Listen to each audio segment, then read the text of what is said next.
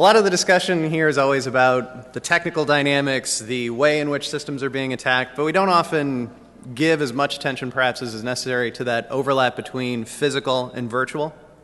So what we're going to do today is walk through some of that and actually touch on how those two areas might intersect and in what ways somebody who's going to attack a system online might also be willing to do something offline and what those kinds of relationships might mean.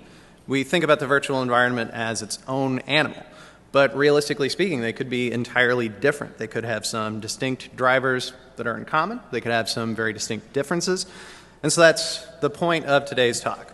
So to tell you a little bit about myself, I'm Tom Holt. I'm the first guy on the slide. I'm an associate professor at Michigan State University in the School of Criminal Justice. I do a lot of research on cybercrime and the social dynamics of the internet and how that affects criminal behavior, whether it's hacking, whether it's prostitution, or something else. And so our interest, both Max and I, was in trying to understand a little bit more about what is going on in the context of physical attacks and cyber attacks. I'm just going to jump right into the first slide since a lot of this is relatively introductory anyway. When you think about the historical, at least within the last decade, range of attacks that we've seen based on real-world conflict spilling over into the virtual environment. The Danish cartoon attacks are an excellent example of this. Posting the image of the prophet with a bomb in his turban leads to mass defacements from a variety of different hacker communities, but with a specific emphasis on the Turkish community. You could go all the way back to the U.S. spy plane that crashed in China in 2001 and sparked that sort of brief hacktivist debate between Chinese attackers and American hackers, defacing one another's websites. Then we have Russia and Estonia. That conflict, which began over the removal of a statue in a cemetery, leads to both boots on the ground kind of conflict and serious denial of service attacks, compromises, spamming, the list goes on. Over the last year with the Arab Spring, where we've seen mass protests in the street, physical violence that's being taped, that's being posted, that's being reposted, that's organized in part through Facebook or Twitter or other kinds of social media. The intersection of the internet is really critical, and we shouldn't just give short shrift to it. And then over the last few months, with the Anonymous and LulzSec attacks. How many of you have seen a lot about this week with Black Hat and everything else? Probably tons. This is probably old news. But it continuously occurs, and they're getting a lot of press, and they're getting a lot of attention from a variety of different outlets. When you have hacker groups like Anonymous and the LulzSec being discussed on The Daily Show, even though in jest, that really says something about the tenor of what is happening. So what we are interested in trying to understand is why there's this increasing emphasis placed on the cyber environment. The frequency of attacks is increasing, even just anecdotally. There are more resources being targeted in a variety of different ways. They might be simple attacks, they might be more serious. Regardless, it seems as though there is a distinct change in the tenor of the attacks.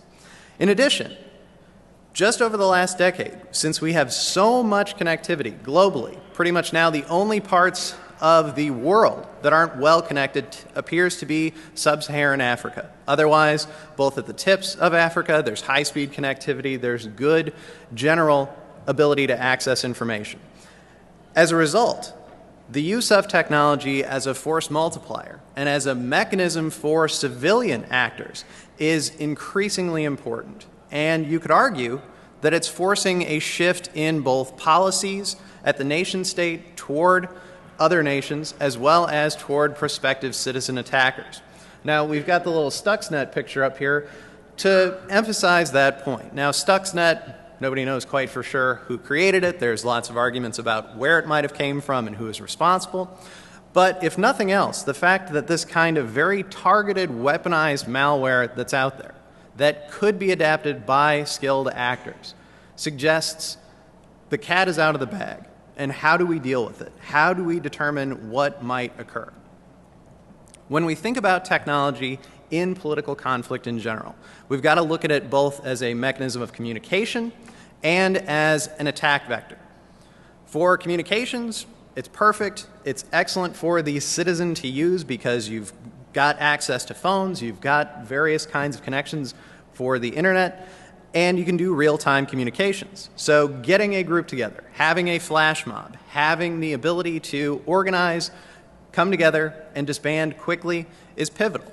These are cheap things to do. How many of you have a cell phone plan, and how many of you carry more than one phone at any point in time? Anybody? Good. I used to have two myself. Carry around a lot of gear, a lot of equipment. How many of you have a tablet PC and a laptop? iPads, whatever? Okay, there we go. The anonymity that's afforded by these devices is also important. You can find a variety of different ways to get online, whether you're using a proxy, whether you are going through Tor, whatever the case might be. You can find ways to access, share information, and get around. The lulzsec Twitter feed is always interesting to read and somewhat unusual. When we think about technology, this is particularly true with the jihad movement, with a variety of different extremist groups, but this point should be emphasized also. Technology gives a voice to the marginalized group. It allows them to control the message and spin it in their own way. So you could think of the camera phone that's directly recording violence on the street and posting it to YouTube or other resources is going to put a message out. The fact that Anonymous and lulzsec can post their own messages and tweak how people take their point of view. Even in the last couple of years, we've seen the jihadi movement directly posting comments, videos, taking questions from the media, and then posting them online. So this is a vehicle to control how you are perceived, or at least how you engage with the broader society. And then from the technological attack vector, it's a great resource. You can damage critical infrastructure, or you can damage reputation by itself.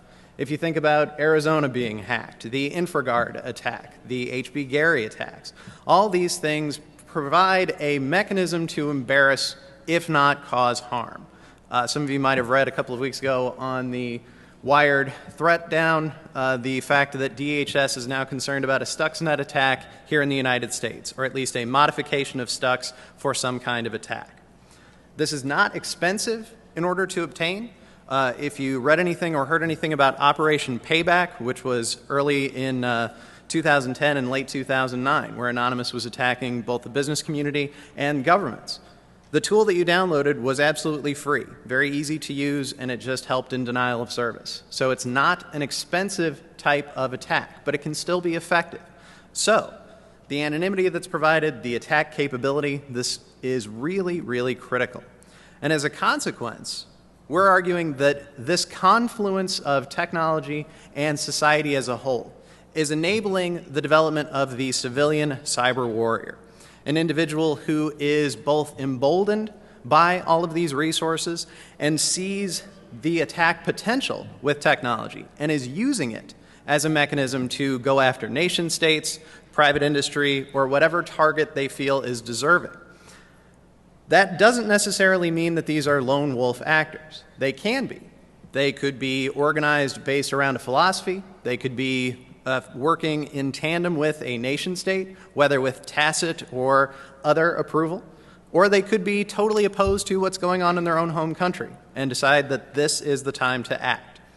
Regardless, with the emergence of the cyber warrior, the civilian actor, it's not quite clear what drives this behavior. Why do some go online? And does the individual who's willing to act in a cyber environment have any relationship to what we might view as kind of the traditional protester or the individual who engages in civil disobedience?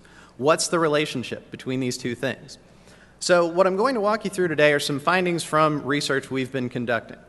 We've collected a sample of students from a Midwestern university, a large one at that, and we've got a mix of both U.S. citizens and foreign nationals.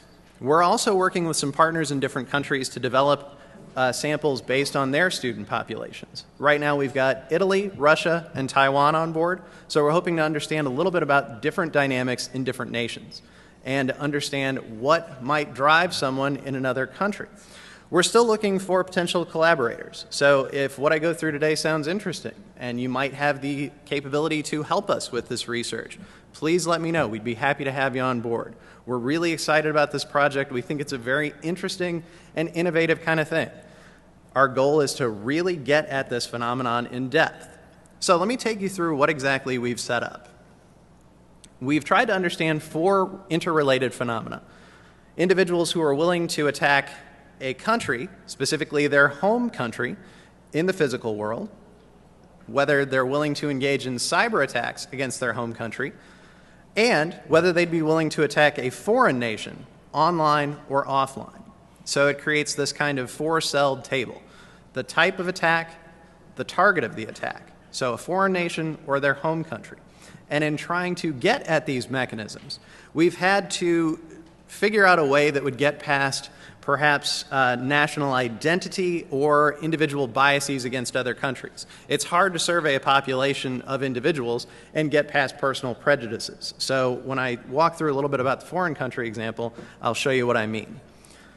So let me take each one of these in turn. We'll start with the physical attack against the homeland item.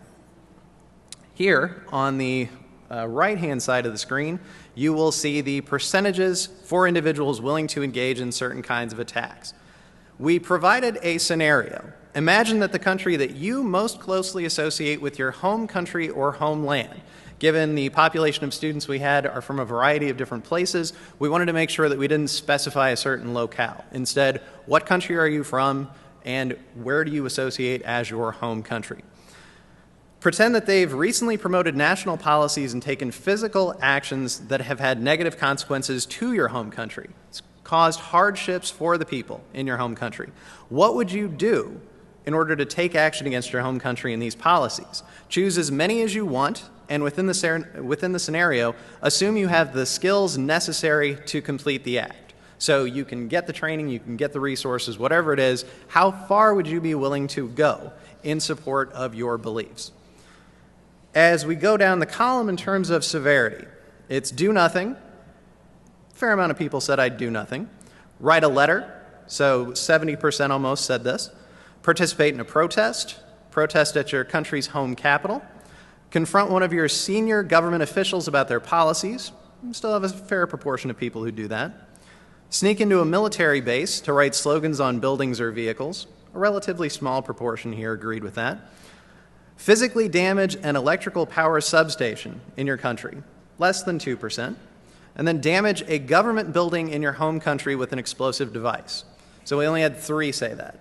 So kind of a good news, bad news thing. Not too many are willing to go to extreme lengths. On the bad news side, you really only need 1 or 2 people who are willing to go to this length to actually cause some trouble. So this is the physical scale. We use the same scenario to assess physical damage to a foreign nation.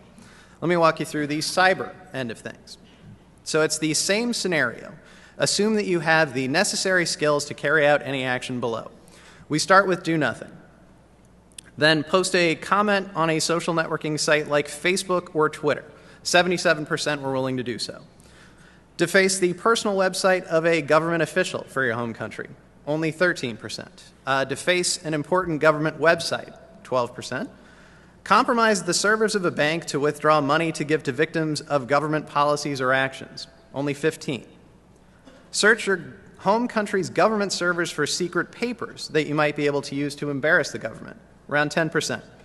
Compromise one or more of your home country's military servers to affect military readiness, so less than 5%.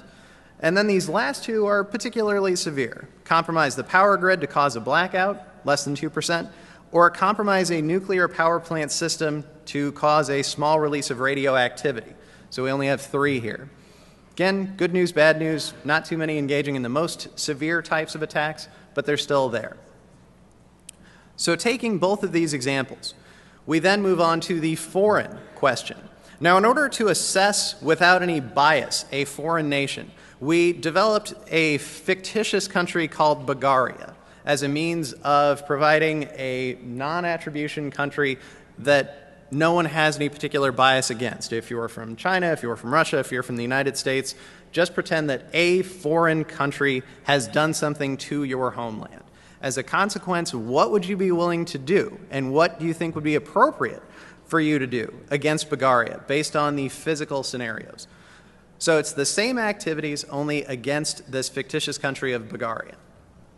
So the proportions are about the same. We have a number of people who are willing to write letters, engage in protests, travel to engage in protest, a small proportion engaging in some kind of physical conflict, and a very small number who are willing to travel in support of physical violence against that country. And then we use the same scenario for cyber attack. And the distribution is somewhat similar to the homeland issue. Many people are willing to post a comment publicly on Facebook or Twitter. Some are willing to engage in defacements. Server compromises are acceptable to a certain proportion. And the compromising military servers causing harm against power structures and otherwise, a small percentage.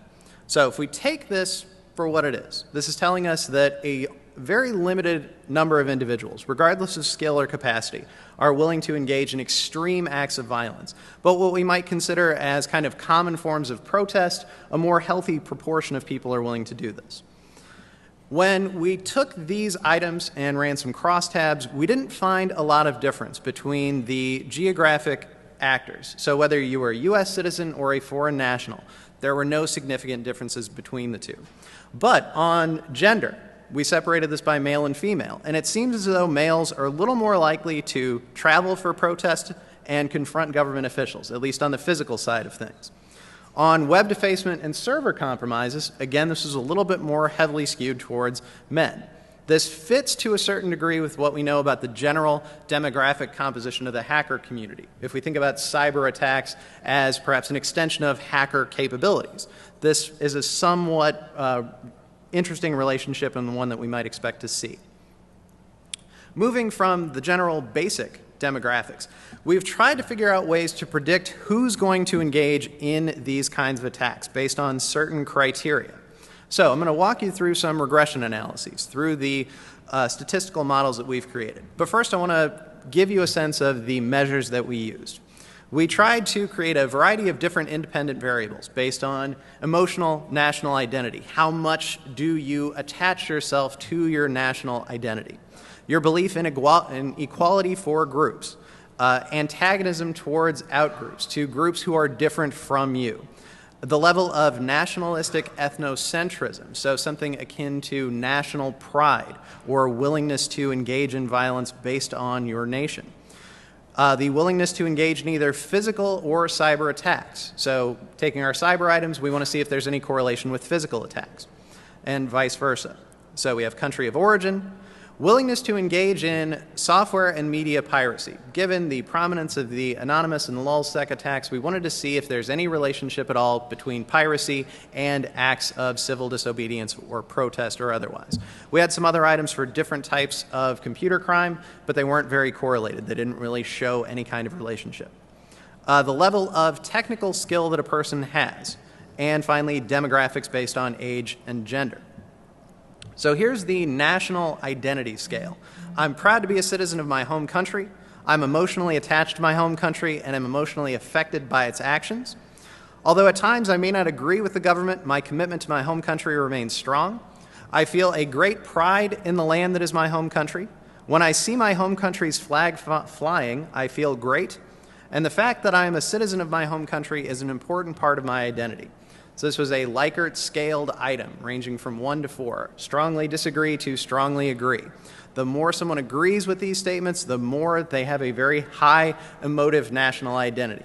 And we adapted a lot of these items from political science and from military science research on willingness to support military action in general. Belief in group equality. Again, the more heavily skewed towards agree, the more you believe in group equality. Group equality should be our ideal. All groups should be given an equal chance in life. We should do what we can to equalize conditions for different groups. We'd have fewer problems if we treated people more equally. We should strive to make incomes as equal as possible. And finally, no group should dominate in society. Outgroup antagonism. Some groups of people are simply inferior to other groups. If certain groups stayed in their place, we'd have fewer problems. It's probably a good thing that certain groups are at the bottom and other groups are at the top. Inferior groups should stay in their place, and sometimes other groups must be kept in their place. So those who are more supportive of outgroup antagonism, so this is again scaled towards agree, the more higher their overall willingness to engage in perhaps attacks. Nationalistic ethnocentricity. Other countries should try to make their governments as much like my home country's government as is possible. Generally, the more influence my home country has on other nations, the better off they are. And then finally, foreign nations have done some very fine things, but my home country does things in the best way of all.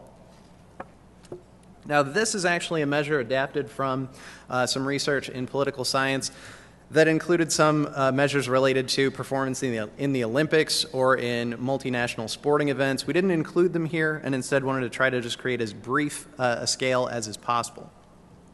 On the attack side, we have the maximum form of attack an individual is willing to perform against either their home country or Bulgaria. So how far would you go in the context of an attack? We've used this as a correlate to understand if this predicts any form of attack in general.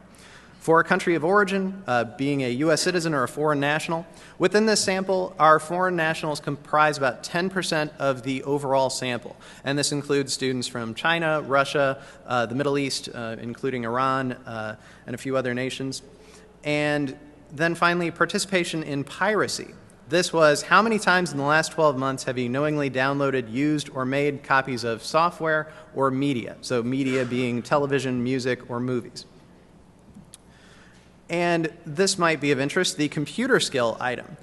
We included a battery of questions related to how they use technology, what kinds of things they can and can't do with computers, and used these 3 items to create kind of an advanced skill factor.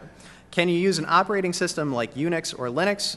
Can you use a standard computer programming or scripting language? And have you ever installed an operating system like Unix or Linux? That way we get those who might have a slightly higher skill set relative to others. And then age and gender.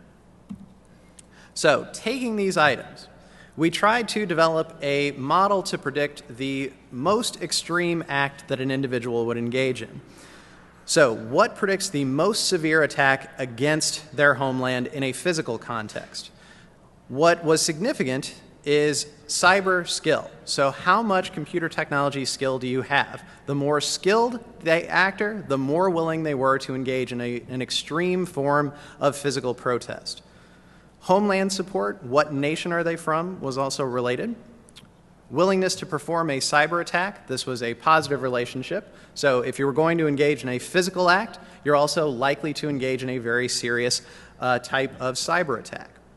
Pirating software or media was also significant. So the more they engaged in piracy, the more likely they are to engage in a physical attack, which is kind of interesting. We weren't expecting to find this. And then outgroup antagonism. This was actually a negative relationship. So those with minimal outgroup aggression were more likely to engage in some kind of protest. So this is somewhat interesting. Perhaps there's maybe an activism effect at play, someone who feels there should be generally little aggression towards other groups, and who feels as though cyber and physical attacks are related. When we used this model to predict cyber attacks against the homeland, we found some of the same relationships. An emotive national identity was relatively significant, but it's negative. So those who have a minimal emotional attachment to their home country are willing to engage in cyber attack, which we didn't find in the physical model. U.S. citizens were more likely to engage in cyber attack. Willingness to perform a physical attack was highly related here. So there's a significant correlation between these 2 acts. And then the pirating software or media was again significant. So we're seeing piracy as a somewhat significant predictor. These homeland models worked really well. There's a problem, though. We couldn't get the Bulgarian attack models to work at all. Nothing was significant in terms of predicting the most severe type of attack. It could be that we're missing some important predictors, that the items that we have just are not correct. It might be, alternatively, that it's no specific predictor. So let me walk you through a few other models that we tried to develop to get at this issue. We created a dummy variable for multiple attacks. Would you only do one thing, or would you be willing to engage in multiple attacks? And with this, we actually found some of the same relationships. On the physical end of things, engaging in an attack against your homeland, Those who believe in group equality were more likely to engage in multiple forms of physical attack against their homeland. For outgroup antagonism, this is again negative. So those with minimal aggression towards outgroups or towards groups that do not resemble them were more likely to engage in physical acts. The homeland variable is significant, so U.S. citizens were more likely to do this. And then finally, cyber attack was also significant. Now, given that the U.S. is coming up as a somewhat important predictor here, perhaps it has something to do with the perspective of free speech, with political expression here in this country. We're not quite sure if this is something distinctive or otherwise. On the cyber end of things, the homeland issue drops out, as does outgroup aggression, but negative emotional national identity is still significant. So those who have minimal attachments to their home country are more likely to engage in multiple forms of cyber attack. Piracy is again significant, as is a willingness to engage in physical attacks. What's interesting is that we were finally able to get the Bulgarian models to work, so this foreign attack finally hung together. On the physical end of things, outgroup antagonism is again negative. So the less extreme you feel about outgroups, the more likely you are to engage in multiple attacks. The cyber attack variable is significant too. On cyber attacks themselves against Bulgaria, only two things mattered: a willingness to engage in physical attacks and group equality. But here we're seeing a negative relationship. So those who feel that group equality is not important, that we should actually have some kind of apportioning of groups within any given community, is significant. And this is somewhat different than what we were expecting to find. Now, based on this, we've just looked at severity and we've looked at multiple types of attacks. So we wanted to see what happens with each specific form of behavior. And given that the distributions are a little funky, we had to only include certain items because otherwise we couldn't get the models to work. There just was not statistical power. So here, the signs are a reflection of positive or negative relationships. And we have the odds ratio below, as well as, it's probably hard to see, but these little dashes are significance for each variable. So you can see that doing something, individuals who are willing to do something on behalf of their nation, this is mostly negative. Cyber attacks don't appear to matter for some reason when it comes to doing any type of activity. But it is completely important for writing a letter, engaging in physical protest, traveling to engage in a protest, and confronting a government official. These are extremely significant variables. And the same with advanced skill. So the more skill an individual has, the more likely they are to engage in physical attacks. Outgroup antagonism is negative here across multiple forms, and group equality is only significant when it comes to writing a letter. The other variables are not included here because they were non-significant. In terms of cyber attacks against the homeland, we see physical attacks as, again, being highly significant predictors, and the same with piracy. Emotive national identity is also relatively low, so it seems as though individuals with minimal attachment to their home country are more likely to engage in cyber attacks. Group equality is only significant for doing something and posting a message on Facebook, and it's again negative in a slightly different direction than what we would have expected. On the physical end of things, with regard to cyber attack against Bulgaria, this was again a very highly related, very positive relationship. Age was significant for doing something. So the older you are, the more likely you are willing to do something against a foreign nation. Outgroup antagonism was significant for only writing a letter and participating in a protest. And then when it comes to cyber attacks, there were only 3 significant predictors out of all those independent variables. Piracy and engaging in a physical attack predicted web defacements and bank server compromises. And posting a message on Facebook relates to group equality as a somewhat significant predictor. So, using these different models, it seems as though the physical attack is highly significant, piracy matters, and in general, we find very minimal influence of what we might refer to as ethnocentric beliefs. Demographic predictors are not necessarily strong. Gender doesn't seem to matter. Age doesn't seem to necessarily matter. The relationship between technological skill and the attack type we thought was relatively interesting also, given that it's tied to physical attacks overall. Maybe it's something to do with general involvement in technology. We might think of the hacker culture as being, to a certain degree, kind of counterculture, this belief in information being free and otherwise. Maybe this has some influence. The fact that it doesn't matter when it comes to either domestic or foreign cyber attack, though, is different than what we might have otherwise expected. Perhaps it's a suggestion that in a virtual environment, attackers are willing to do whatever they can, regardless of overall skill. In terms of the physical and cyber attack relationship, it seems like these two spaces really converge. If you're willing to do something in one domain, you're probably going to be willing to do it in the other. The piracy relationship was also relatively important, noting it both for cyber attack and to a certain degree for physical attacks. This could be some kind of a general reflection maybe of ethical attitudes toward behavior on and offline. Willingness to pirate materials might be some kind of a larger reflection of how you feel about legal strictures, the notion of copyright and ownership. This is still something we're trying to figure out, but it's important to note that this is something that appears to be at play. The significance of being a U.S. citizen also is key. This could be just a consequence of the larger sample of U.S. Citizens overall, but it could be, again, a reflection of how we perceive the ability to talk about our government and deal with different dynamics. And the outgroup antagonism item for physical attacks and to a certain degree cyber attacks is also very interesting. Perhaps those who have more sympathy towards others are willing to engage in attacks that they feel are supportive of the entire country or the entire nation, not marginalizing one group over another. Group equality also seems to be important. Those who are less supportive of the group appear more willing to engage in certain kinds of attacks. And emotive national identity being low suggests that if you don't really care or have a strong attachment to whatever it is that your nation stands for, the more willing you are to act against it because you believe they're doing something wrong or otherwise. If we're to try to take away a general model from this relatively exploratory research, we might say that a person who's willing to engage in attacks on or offline believes in social equality, has minimal attachments to their homeland, engages in different types of piracy, and is willing to attack both on and offline. But we don't know how stable this is across place or across time. And so that's why we are trying to go out and get different samples together. As we're putting more and more of this research together, we'd like to have as international a sample as is possible to get some of these additional variations, to understand more of what might be going on. So our relationships with other universities, we're trying to build that up to do what we can. We're also trying to be as inclusive as is possible. We would love to get some individuals from Middle Eastern nations involved, from Africa, from different parts of Europe as well. If you know anyone, if you find any of this interesting, please let us know.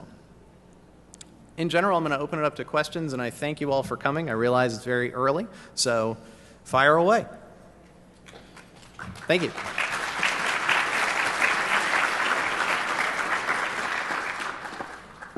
Go ahead.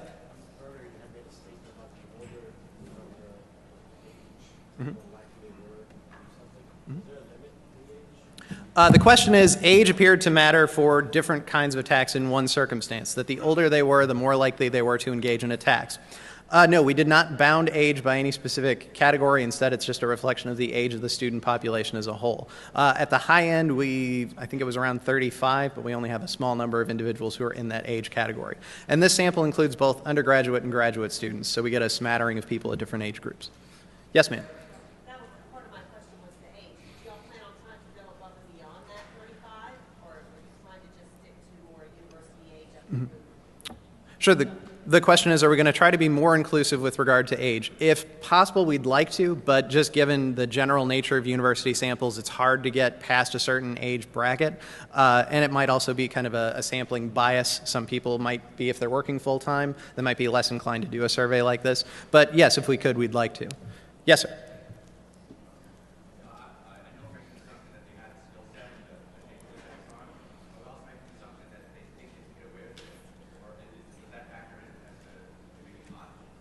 So the question is, you looked at skill, but could it also be something related to anonymity? Might that be important? It certainly could be. We have some other items that are included relating to how they perceive virtual environments, but we didn't include them in here. Instead, we thought, well, let's see if any of these sort of political science items might matter. Since only a few of them are significant, it's possible they might. So we are going to include these in our further analyses. Yes, sir.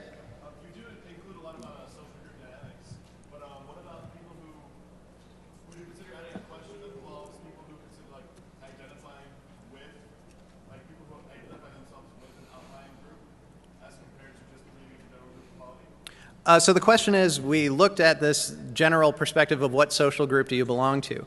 It's possible that being affiliated with or perceiving yourself as a minority group or attached to some other type of small group within a larger population might matter. We don't have that in our initial survey.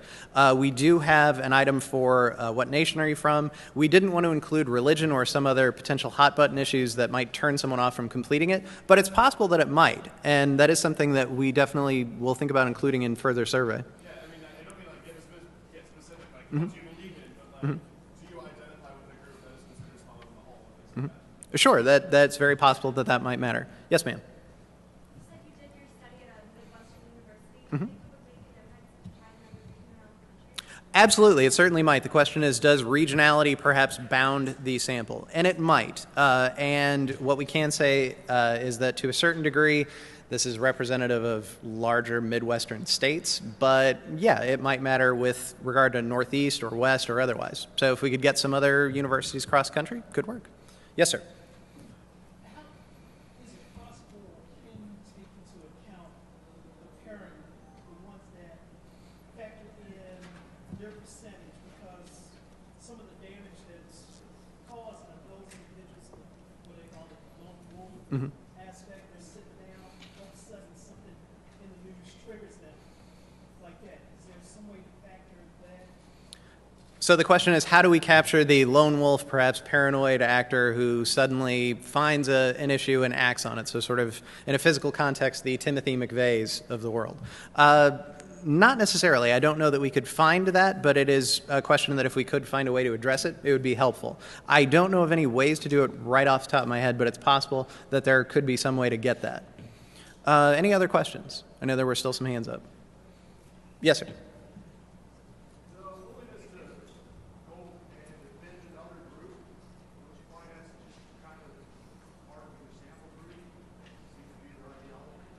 The willingness to engage in attacks in support of another group, is that just perhaps part and parcel of being in a college campus, maybe just the general dynamic of being within this age group? It's possible. It's hard to say, though, whether this is just a representation of U.S. college students as a whole.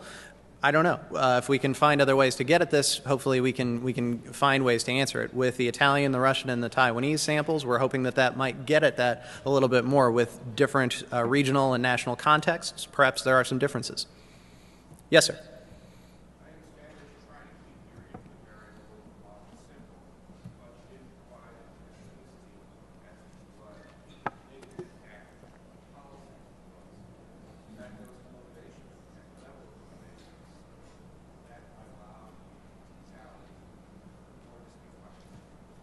So if I heard correctly, your point is with regard to policies and how that might affect behavior?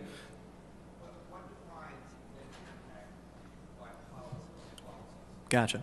Yeah, so perhaps the way that we've operationalized the scenario in terms of some country, whether it's your home country or another one, is using policies that affect the group. Without specifying policy, maybe we're missing some intrinsic motivation that could be important. That certainly could be. We've tried to figure out a variety of different ways to capture how we would strategize measuring attack. And we didn't want to get too specific in terms of using physical violence against the population or economic sanctions or otherwise. We tried to make it as kind of nondescript as is possible, so that way, unfortunately, you're right, we might be missing some motivation, perhaps in the context of either an invasion scenario or a repressive regime. It might be a different dynamic. It is certainly possible, but it's hard to tease out those specific items. Yes, are you in the way back? Can you say that again really loud? I think I heard you. Are there any causal relationships thus far? So far, we can only say that based on these analyses, the description that I have here seems to best capture it with these correlates. In general, the social equality items being significant, the emotional attachment to your homeland being significant.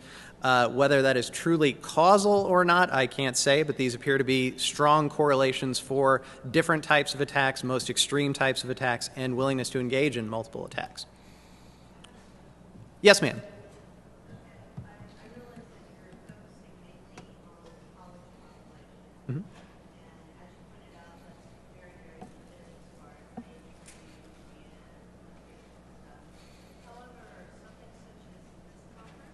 You have everything from adolescents to graybeards, and they're from all over the world. Have you thought of perhaps doing like a sister study with similar questions that's pretty much filled with people that are already doing IT? It's a very good question. Have we thought about trying to expand it? Yes, we have. It's somewhat hard to do, if for no other reason than having tried to collect surveys at hacker conferences and things like that before. It can be something of a challenge. But yeah, we'd love to find a way to access larger populations.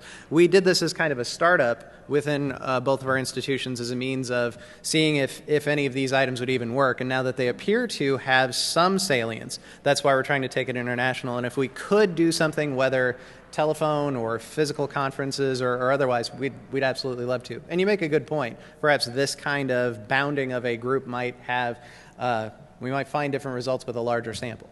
Yes, sir.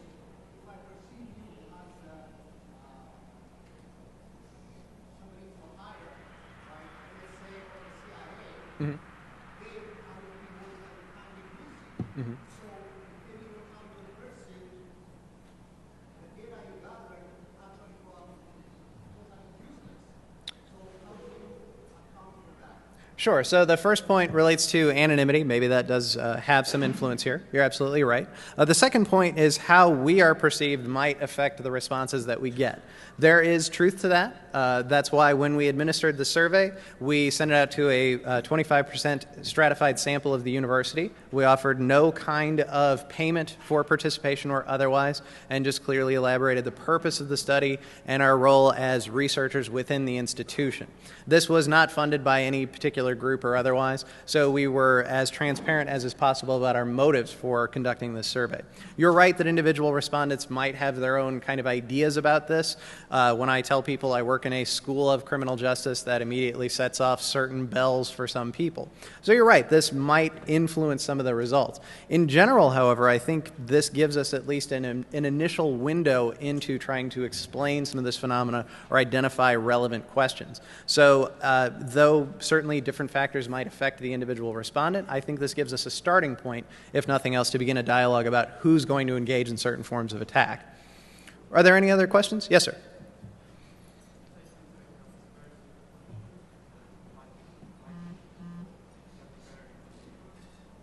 Can you say that really loud? I heard something about punishment, but...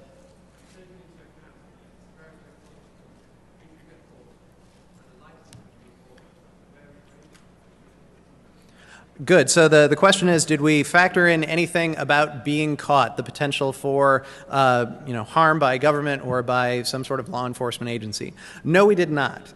When we've surveyed students in the past about their perceptions of different types of punishments and the deterrent effect of different punishments, it appears to be relatively ineffectual. There have been a variety of different social science studies looking at computer attack, and the only time that deterrence has any kind of influence at all appears to be with regard to software piracy by university-sanctioned groups, but less so from law enforcement and otherwise. So we didn't include those items because we thought we weren't going to get much bang for our kind of instrumental buck. But it is something that could matter, particularly in other nations where there might be more oppressive or authoritarian kinds of sanctions. So certainly it might matter. As we branch out into other nations, we're going to look at this issue with some depth.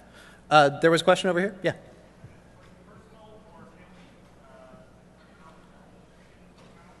Was personal or family economic concerns built into this? We did include items for employment. There was, are you full-time, part-time, unemployed? We didn't include anything about their actual sort of income level, but just looking at employment as a measure, it was non-significant across some of these models, so we threw it out. So it doesn't appear to matter, but it might in some of the other nations that we're looking at. So that is something to keep in mind. Yes, sir.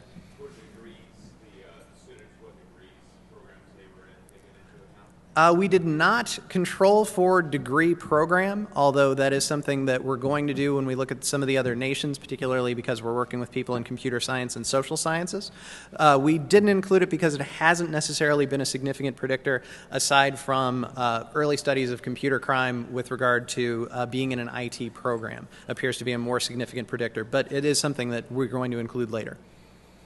Yes, sir.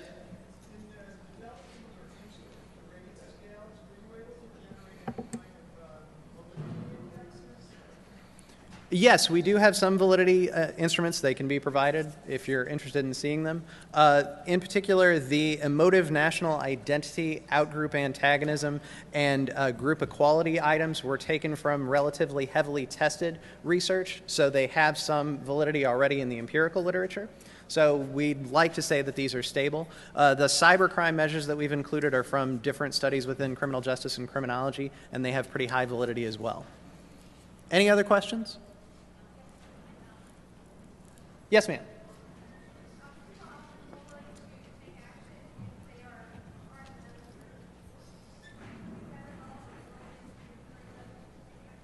Oh, okay.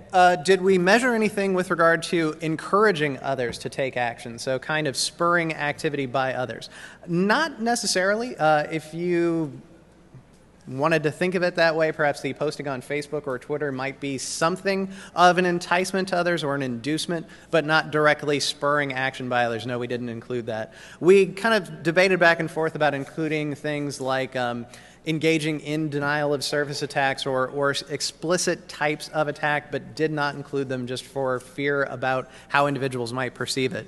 We included it as some control measures. Have you ever created malicious software? Have you ever used it? But the proportion of respondents who said yes was so low that they provide relatively little in terms of explanatory power. But the enticement question is something that we should definitely look into. Any other questions? No? Well, good. Thank you all for coming. I hope it was interesting. Feel free to shoot us some emails if you need anything.